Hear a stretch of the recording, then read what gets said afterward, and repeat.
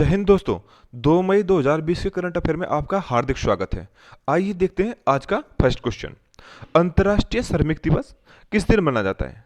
तो बात हो रही है दोस्तों अंतर्राष्ट्रीय श्रमिक दिवस या अंतर्राष्ट्रीय मजदूर दिवस की। इसको मई दिवस के नाम से भी जाना जाता है। ये अंतर्राष्ट्रीय जो श्रम संगठन है, जो मजदूर संगठन है, उनको बढ़ावा देने और उनको प्रोत्साहित करने के लिए मनाया जाता है। इसके पीछे जो हिस्ट्री है वो है 1986 में शिकागो में मजदूरों ने 8 घंटे कार्य दिवस करने के लिए एक आम हड़ताल की थी, जिस पर पुलिस ने उस भीड़ के ऊपर लाठीचार्ज कर दी। उसमें से एक आदमी ने, उसके अंदर जो उपस्थित था उसमें से एक आदमी ने वहां पर एक बम फोड़ दिया, जिसकी वजह से पुलिस को गोलीबारी करनी स्टार्ट करनी पड़ी, जिसमें कुछ प्रदर्शनकारी मर गए।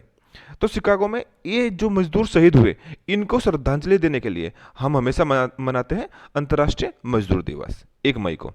फर्स्ट टाइम ये 4 मई 1886 को अंतर्राष्ट्रीय श्रम दिवस विश्व भर में मनाया गया था, फर्स्ट टाइम। और भारत में ये मना था 1 मई 1923 को। लेबर किसान पार्टी ऑफ हिंदुस्तान ने इसको मद्रास में सेलिब्रेट किया था। अगर बात करें कौन इसको मनाता है, तो ये अंतर्राष्ट्रीय श्रम संगठन के द्वारा मनाया जाता है, जिसका हेडक्वार्टर है जिनेवा में, जो स्विट्जरलैंड में है। इसकी स्थापना हुई थी 1919 में, और जो इसके वर्तमान अध्यक्ष हैं वो है गाय राइडर। 1 मई की बात करें तो 1 मई 1960 को महाराष्ट्र राज्य का उदय हुआ था, जिसकी वजह से 1 मई को हम महाराष्ट्र दिवस भी मनाते हैं। बात ऑप्शन की कर लेते हैं। 1 मई से अलग जो ऑप्शन है, 7 अप्रैल को हम विश्व स्वास्थ्य दिवस मनाते हैं, 8 अप्रैल को विश्व धरोहर दिवस मनाते हैं, और 22 अप्रैल को मनाते हैं हम पृथ्वी दिवस। नेक्स्ट क्वेश्चन पर चलते हैं। नेक्स्ट क्वेश्चन, बजट पारदर्शिता और जवाबदेही में भारत किस स्थान पर है? तो दोस्तों ये बजट को जो हमारी केंद्र सरकार बजट पारित करती है, उसमें कितनी पारदर्शिता रहती है उसको दिखाने के लिए एक सर्वे किया गया। ये 117 देशों में सर्वे हुआ, और इसमें कुछ मापदंडों के हिसाब से 100 अंक का एक टारगेट रखा गया। 100 अंक में से हर एक देश को अंक दिए गए, जिसमें भारत ने 100 में से 49 अंक प्राप्त कर इस लिस्ट में 117 देशों में 53वां स्थान प्राप्त किया। और 100 में से 87 यानी कि 87 अंक प्राप्त कर इस लिस्ट में, इस रिपोर्ट में जो प्रथम स्थान पर 117 देशों में, वो है न्यूजीलैंड। जो ये रिपोर्ट है, इसको सर्वे अंतर्राष्ट्रीय बजट पार्टनरशिप द्वारा प्रतिपादित किया गया, मतलब कि उन्होंने इसको प्रदर्शित किया। अभी हाल ही में कुछ सर्वे और हुए हैं, जैसे कि सिप्री ने भी एक सर्वे किया था, जिसमें उसने बताया था कि विश्व में सैन्य खर्च, जो सेना पर खर्च करने वाले देश है, उनकी लिस्ट निकाली थी, जिसमें फर्स्ट था यूएसए, दूसरे नंबर पर चीन था, और तीसरे नंबर पर था भारत। और लास्ट ही कुछ बीते दिनों में विश्व प्रेस स्वतंत्रता सूचकांक भी आया था, जिसमें 180 देशों में सर्वे हुआ था, और भारत का स्थान था 142वां। ठीक है, तो क्वेश्चन था, यहां पर क्वेश्चन पे लौटते हैं। क्वेश्चन था बजट पारदर्शिता और जवाबदेही में भारत का है 53वां स्थान, 100 में से 49 अंक प्राप्त करके 53वें स्थान पर आया। नेक्स्ट क्वेश्चन पे चलते हैं। नेक्स्ट क्वेश्चन है, किस राज्य सरकार ने कार और जीप जैसे सरकारी वाहनों की खरीद पर साल भर के लिए बैन लगा दिया है? तो दोस्तों ये बैन लगाया खट्टर सरकार, दैट मीन्स हरियाणा सरकार ने। हरियाणा की बात करें तो हरियाणा की राजधानी चंडीगढ़ है, और यहाँ के मुख्यमंत्री हैं मनोहर लाल खट्टर जी, और यहाँ के राज्यपाल हैं सत्यदेव नारायण आर्य। और ऑप्शनों की भी बात कर लेते हैं। गुजरात की राजधानी गांधीनगर है, विजय रूपाणी मुख्यमंत्री हैं, आचार्य देवव्रत राज्यपाल हैं। राजस्थान की बात करें तो जयपुर राजधानी है, अशोक गहलोत मुख्यमंत्री हैं, कलराज मिश्र राज्यपाल हैं। महाराष्ट्र की बात करते हैं, महाराष्ट्र की राजधानी मुंबई है, उद्धव ठाकरे जी यहाँ के इस समय वर्तमान मुख्यमंत्री हैं, और भगत सिंह कोश्यारी राज्यपाल हैं। नेक्स्ट क्वेश्चन पे चलते हैं। नेक्स्ट क्वेश्चन है, हाल ही में किस राज्य ने डीजल, पेट्रोल और मोटर स्पिरिट के लिए कोविड-19 उपकर लगाने की योजना शुरू की है? तो दोस्तों कर तो लिया जाता है, बल्कि टैक्स तो लिया जाता है, और टैक्स के ऊपर एक टैक्स और लगा दिया जाए तो उसको बोलते हैं उपकर। ये ऐसा करने वाला है नागालैंड सरकार। नागालैंड सरकार ने ये करने की घोषणा की है, क्योंकि नागालैंड सरकार की कोविड-19 महामारी में जो अर्थव्यवस्था है वो काफ़ी खराब हो चुकी है। खराब तो सभी राज्यों की और सभी देशों की होगी है, लेकिन नागालैंड इससे ज़्यादा प्रभावित है, इसलिए उसने एक कर के ऊपर एक कर और लगाया है, जिसको बोला जाएगा उपकर। ठीक है, उन्होंने पेट्रोल और डीजल के दाम बढ़ाए हैं। पेट्रोल की बात करें तो पेट्रोल पे उन्होंने 6 रुपये प्रति लीटर बढ़ाया है, और डीजल पे उन्होंने बढ़ाया 5 रुपये प्रति लीटर। तो ये पहले स्टार्ट की गई अपनी अर्थव्यवस्था को सुधारने के लिए नागालैंड में। नागालैंड की बात करें तो नागालैंड की राजधानी कोहिमा है, मुख्यमंत्री नेफ्यू रियो है, और जो राज्यपाल हैं वो है RN रवि। और ऑप्शनों की देख लेते हैं। असम है, असम की राजधानी दिसपुर है और सर्बानंद सोनोवाल यहाँ के मुख्यमंत्री हैं। मणिपुर की बात करें तो इम्फाल यहाँ की राजधानी है। एन बीरेन सिंह यहाँ के मुख्यमंत्री हैं। नेक्स्ट मिजोरम की बात करें तो आइजोल राजधानी है और जोराम थंगा यहाँ के मुख्यमंत्री हैं। नेक्स्ट क्वेश्चन पे चलते हैं। Question, US agency for international development ने कोरोना महामारी से लड़ने के लिए भारत को कितने धन देने की घोषणा की है? तो दोस्तों ये एक मतलब अमेरिका की एक एजेंसी है।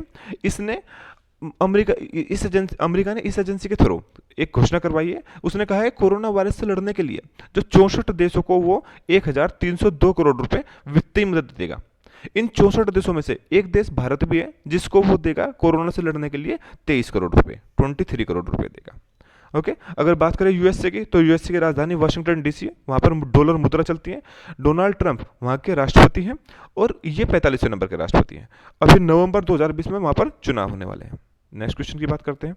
नेक्स्ट क्वेश्चन, दिल्ली पुलिस ने किसके साथ मिलकर आयु रक्षक कोरोना से जंग दिल्ली पुलिस के संग शीर्षक कार्यक्रम का शुभारंभ किया है? तो दोस्तों इस आयु रक्षक कार्यक्रम का शुभारंभ 2 विभागों ने मिलकर किया है। इसमें एक है दिल्ली पुलिस और दूसरा है आयुष मंत्रालय के अंतर्गत आने वाला अखिल भारतीय आयुर्वेद संस्थान। ओके तो अखिल भारतीय आयुर्वेद संस्थान और दिल्ली पुलिस ने मिलकर चला है आयु रक्षक। ये कोरोना महामारी से के बारे में लोगों को उजागर करेगा और उनकी हेल्प करेगा।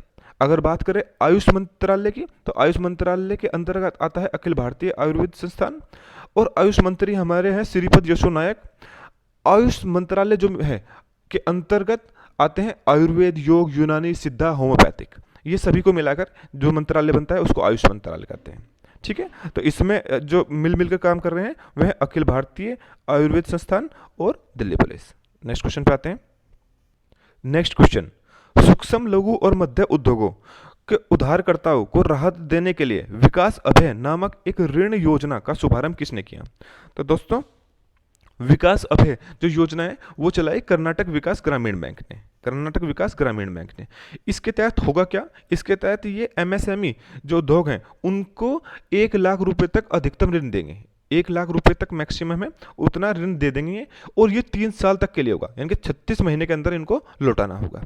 अगर बात करें कर्नाटक बैंक की तो कर्नाटक बैंक जो विकास बैंक है इसका जो हेडक्वार्टर है वो है धारवाड़ कर्नाटक में। पी गोपीकृष्ण इसके सीईओ हैं, इसके अध्यक्ष हैं। आईसीआईसीआई बैंक की बात करें तो ये मुंबई में है इसका हेडक्वार्टर और इसके जो सीईओ हैं उनका नाम है Sandeep Bakshi. City Union Bank की बात करें कुंभाकोणम में इसका हेडक्वार्टर है और एन कामकोदी इसके सीईओ और एमडी हैं। बैंक ऑफ बड़ौदा की बात करें तो अलकापुरी बड़ौदा में इसका हेडक्वार्टर है और संजीव चड्ढा जी इसके सीईओ हैं।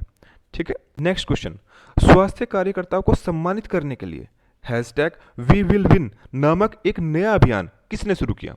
तो दोस्तों हमारे जो कोरोना वॉरियर हैं, जो हमारे कोरोना से बचाने के असली योद्धा हैं, जैसे कि डॉक्टर हुआ, नर्स हुआ, पैरामेडिकल स्टाफ हुआ, इनको सम्मानित करने के लिए ये चला गया फीफा के द्वारा। ये अभियान स्टार्ट किया गया फीफा के द्वारा। फीफा की अगर बात करें तो फीफा की जो स्थापना हुई थी वो हुई थी 21 नवंबर 1904 को। ज्यूरिक में इसका हेडक्वार्टर है और गियानी इन्फेंटिनो इसके वर्तमान अध्यक्ष हैं। और ऑप्शनों की भी बात कर लेते हैं, जैसे बीसीसीआई की स्थापना हुई थी दिसंबर 1928 को, हेडक्वार्टर है मुंबई में और सौरव गांगुली वर्तमान अध्यक्ष हैं। डीआरडीओ की बात करें तो 1958 में इसकी स्थापना हुई थी, नई दिल्ली हेडक्वार्टर है, जी सतीश रेड्डी अध्यक्ष हैं। नासा की बात करते हैं 29 जुलाई 1958 को इसकी स्थापना हुई थी, वाशिंगटन डीसी इसका हेडक्वार्टर है और जिम ब्रेडेन स्टाइन इसके वर्तमान अध्यक्ष हैं। बात कर रहे हैं फीफा की तो फीफा वर्ल्ड कप 2022 होगा कतर में और 2026 जो होस्ट करेंगे वे करेंगे 3 देश मिलकर, उनमें है कनाडा, यूएसए और मैक्सिको। नेक्स्ट क्वेश्चन, कोविड-19 पर केंद्रित एक स्वास्थ्य एवं जोखिम संचार कम्युनिकेशन कार्यक्रम year of awareness on science and health, इसकी शॉर्ट फॉर्म हुई यस, का शुभारंभ किसने किया? तो इसका शुभारंभ क्या है? National counselling for science and technology communication और department of science and technology, यानी कि NCSTC और DST, इन दोनों ने मिलकर, ए और बी ऑप्शन, इन दोनों ने मिलकर इस पहल का शुभारंभ किया है। यस पहल इन दोनों ने मिलकर चलाई है। इस यस पहल के अंदर क्या होगा? ये एक स्वास्थ्य से संबंधित पहल है जिसमें विज्ञान और संचार दोनों को मिलाकर कोरोना से लड़ने के लिए इसमें हेल्प की जाएगी।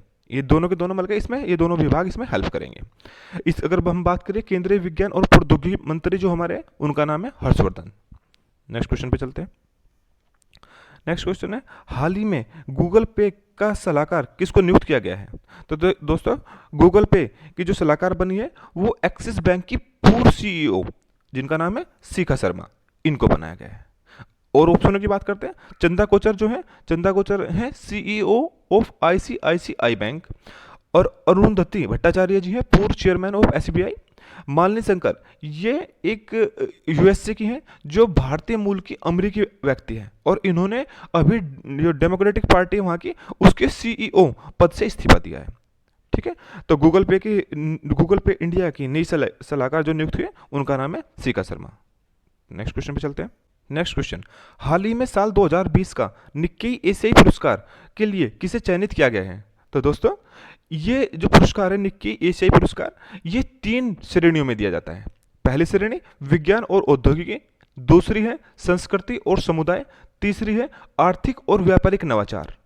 इसमें ये तीन श्रेणियों में ये पुरस्कार दिया जाता है। तो अब की बार विज्ञान और प्रौद्योगिकी में हमारे एक प्रोफेसर जो आईआईटी मद्रास के हैं, उनका नाम है टी प्रदीप, इनको ये पुरस्कार के लिए नामांकित किया गया है। अगर बात करें संस्कृति और समुदाय के लिए किसको मिला है, ये मिला है राम प्रसाद कदेल को, जो कि नेपाल के हैं। और आर्थिक और व्यावसायिक नवाचार के लिए मिला है एंथनी टेन और टेन होई लिंग को। ये दोनों के दोनों मलेशिया के हैं। तो हम कह सकते हैं प्रोफेसर, ये जितने भी चारों ऑप्शन को मिला है अब के साल का 2020 का निक्केई एशियाई पुरस्कार। प्रोफेसर थल टी प्रदीप को मिला है विज्ञान और प्रौद्योगिकी में, संस्कृति और समुदाय में मिला है राम प्रसाद कदेल को, और आर्थिक और व्यावसायिक नवाचार में मिला है एंथनी टैंग और टेंग होई लिंग को। नेक्स्ट क्वेश्चन, वीडियो कॉन्फ्रेंसिंग के माध्यम से G20 डिजिटल इकोनॉमिक मंत्रियों की बैठक में भारत का प्रतिनिधित्व किसने किया? तो दोस्तों, इसमें भारत की साइड से थे हमारे सूचना एवं प्रसारण मंत्रालय के मंत्री रविशंकर प्रसाद जी, जिनके रविशंकर प्रसाद जी के अंडर में आता है न्याय एवं विधि मंत्रालय। ओके, तो हम ये थे रविशंकर प्रसाद जी। और ऑप्शन की बात करें तो डीवी सदानंद गौड़ा हमारे रसायन एवं उर्वरक मंत्री हैं, धर्मेंद्र प्रधान जी हमारे पेट्रोलियम एवं प्राकृतिक गैस मंत्री हैं, और निर्मला सीतारमण हमारी वित्त मंत्री हैं। नेक्स्ट क्वेश्चन, एशियाई खेल 1962 की स्वर्ण पदक विजेता टीम के कप्तान रहे भारत के किस महान पूर्व फुटबॉलर का हाल ही में दिल का दौरा पड़ने से निधन हो गया है? तो दोस्तों, इनका नाम था चुन्नी गोस्वामी।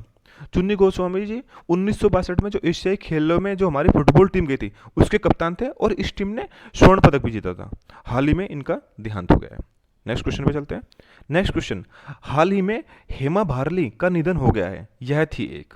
तो दोस्तों, ये एक स्वतंत्रता सेनानी और पद्मश्री से सम्मानित गांधीवादी विचारक महिला थी। ठीक है, ये असम की थी। इन्होंने 1962 के जब चीन ने आक्रमण किया था, जब हमारा युद्ध हुआ था चीन के साथ, तो उन्होंने असम और अरुणाचल प्रदेश की जो सीमा है उस पर बहुत से लोगों की सहायता की थी, लोगों की बहुत सी मदद की। इनको 2005 में पद्मश्री पुरस्कार से सम्मानित किया गया, और 2006 में राष्ट्रीय सांप्रदायिक सद्भावना पुरस्कार से सम्मानित किया गया। तो ये थी एक समाज सुधारिका। नेक्स्ट क्वेश्चन पे चलते हैं। नेक्स्ट क्वेश्चन, किस देश ने लेबनानी समूह हिजबुल्लाह की सभी गतिविधियों पर प्रतिबंध लगाकर इसे आतंकवादी संगठन घोषित कर दिया है? तो दोस्तों, ऐसा किया है जर्मनी ने। इस पे पहले जो लेबनानी समूह हिजबुल्लाह है, हिजबुल्लाह ग्रुप पर पहले भी कुछ देश प्रतिबंध लगा चुके हैं, जैसे कि यूएसए और इजराइल ने इसको पहले से एक आतंकवादी संगठन घोषित कर रखा है। ये ईरानी समर्थक ग्रुप है। अगर बात करें जर्मनी की, तो जर्मनी की जो राजधानी है वो बर्लिन है, यूरो यहाँ की करेंसी है। और ऑप्शनों को भी देखते हैं, फ्रांस की राजधानी पेरिस है, यूरो यहाँ की मुद्रा है। अमेरिका की राजधानी वाशिंगटन डीसी है और डॉलर यहाँ की मुद्रा है। रूस की राजधानी मॉस्को है और रूबल यहाँ की मुद्रा है। नेक्स्ट क्वेश्चन पे चलते हैं। नेक्स्ट क्वेश्चन, हाल ही में किसको भौगोलिक संकेतक टैग दिया गया है? तो दोस्तों, जब जीआई टैग जो होता है वो किसी फील्ड में विशेष होने पर मिलता है। ठीक है, अभी 3 चीज़ों को जीआई टैग दिया गया है। एक दिया गया है मणिपुर के काले चावल, दूसरा दिया है गोरखपुर के टेराकोटा को, तीसरा दिया गया कोवलपट्टी की कदलाई मिठाई को। देखिए, जो मणिपुर के काले चावल हैं ये वहाँ की एक विशेष खेती है, इसलिए दिया गया है। गोरखपुर के टेराकोटा ये लगभग 100 साल पुरानी हस्तशिल्प उनकी खूबियाँ हैं, जिसमें हाथियों की मूर्ति, माँ लक्ष्मी की मूर्ति, ये डिफरेंट बनाते हैं और ये बहुत प्रसिद्ध भी है। नेक्स्ट है कोलपट्टी की कदलाई मिठाई। कोलपट्टी की कदलाई मिठाई जो सी है ये गुड़ और मूंगफली दोनों को मिलाकर बनती है। ये भी जो तमिलनाडु की है ये बहुत ज़्यादा फेमस है, इसलिए इसको भी जीआई टैग में इंक्लूड किया गया है। अगर बात करें फर्स्ट जीआई टैग किसको मिला था, तो फर्स्ट मिला था दार्जिलिंग की चाय को, वो मिला था 2004 में। नेक्स्ट क्वेश्चन पे चलते हैं। नेक्स्ट क्वेश्चन, हाल ही में किए गए अध्ययन के अनुसार किस नदी पर चीन द्वारा बनाए गए ब्रिज के कारण अनुप्रवाह देशों में सूखे की स्थिति बन गई है। तो दोस्तों ये रिपोर्ट जो तैयार की है ये की है सस्टेनेबल इंफ्रास्ट्रक्चर पार्टनरशिप और लोअर मेकांग इनिशिएटिव द्वारा ये रिपोर्ट तैयार करी गई है। अमेरिका सरकार ने इसको पब्लिश किया है और इस रिपोर्ट में लिखा है कि 2012 में चाइना ने मेकांग नदी पर 6 ब्रिज बनाए हैं, जिसकी वजह से अगले देश जिस देशों में मेकांग नदी बह रही है उन देशों में पानी की मात्रा कम पहुंच रही है, जिसकी वजह से वहां पर सूखे की स्थिति बन गई है। अब मेकांग नदी की बात करें तो मेकांग नदी तिब्बत के से शुरू होकर चीन के यूहान प्रांत से गुजरते हुए म्यांमार, लाओस, थाईलैंड, कंबोडिया और वियतनाम देशों में बहती है। ये विश्व की 13वें नंबर की सबसे बड़ी नदी है और लगभग 4,350 किलोमीटर लंबी है। तो जैसे चाइना ने 6 ब्रिज बनाए हैं जिसमें पानी, इन ब्रिजों में पानी रोका जाता है, जिसके कारण अगले देशों में पानी नहीं पहुंच पाता है, तो उनमें सूखे की स्थिति बन गई है। यह नदी है मेकोंग नदी। तो दोस्तों आज के करंट अफेयर देखने के लिए आपका बहुत बहुत धन्यवाद। Thank you very much.